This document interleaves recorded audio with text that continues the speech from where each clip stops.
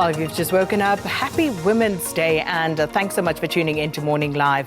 Now, apart from the Women's Day events, there are, of course, other news events making headlines as well, and none greater than the news of the arrest of Zimbabwe's Movement for Democratic Change Alliance senior member Tendai Biti, and that was received with widespread concern yesterday. Now, Biti was detained while trying to seek political asylum in Zambia after an alleged attempt on his life. Now, he was allegedly being investigated by authorities for violating that country's electoral law by declaring MDC Alliance leader Nelson Chamisa the winner of recent elections. He has since been released. And to discuss this further and get more details on it, we're now joined by Dr Nkululeko Sibanda, who's spokesperson for Nelson Chamisa. Thank you so much for coming through this morning. Thank you. Thank you for having me. So let's first just establish, where is Tendai Biti right now and how is he?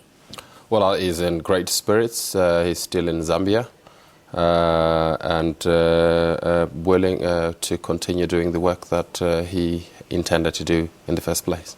So on the point of clarity regarding his arrest, because there was a video circulating on social media yesterday, and it seemed to suggest that a citizen's arrest was effected. What exactly happened there? No. What happened is that when Zimbabwean secret police attempted to arrest him, Zimbabweans who were at the border at the time resisted that. So that foiled his immediate arrest by Zimbabwean authorities. And then the Zambian police came in and helped secure him on the other side of the border. So it's to the contrary of that. He, in fact, was protected by Zimbabweans. And what was his reason for leaving Zimbabwe? Because we understand this was in a bid to seek asylum in Zambia. Is that correct? No, he went to Zambia on an assignment given to him by President Nelson Chamisa. It became necessary for him to seek asylum when the authorities tried to arrest him at the border.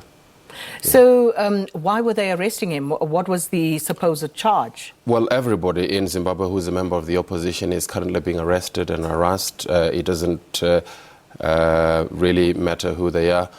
Today being Women's Day, I was on a plane yesterday with Tendai Biti's mother, who is fleeing the country because she is being harassed by Zimbabwean authorities for no other reason other than being Tendai Biti's mother.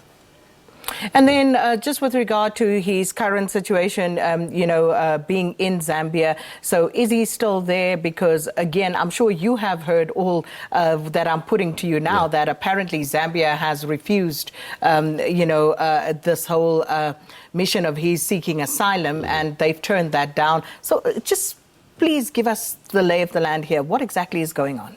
Yes, to prevent the arrest, he sought asylum in Zambia because it is very clear that he's being arrested and harassed for political reasons. So is his mother, so was his brother, their children and so forth, who were just being harassed for being related to somebody in the opposition. And there are thousands of others. The Zimbabwean government has said that it intends to harass and arrest over 4,000 people. One wonders how they know where these people are and how they've picked up those names. But we know that they're trying to prevent anybody in that country from opposing or having different views around the announcement of the result of the election.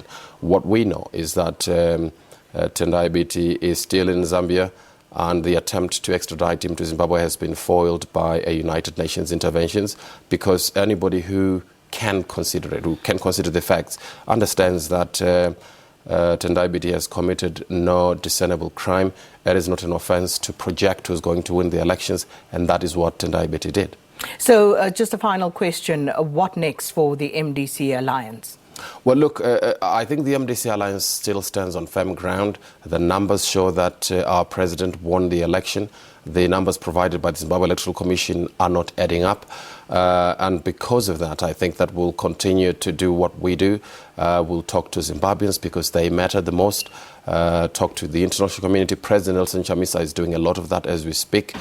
He has engaged lawyers to go to court about this matter, but he knows that he's got to do a lot more in order to keep to make sure that the people's vote isn't lost to the Zimbabwe Electoral Commission.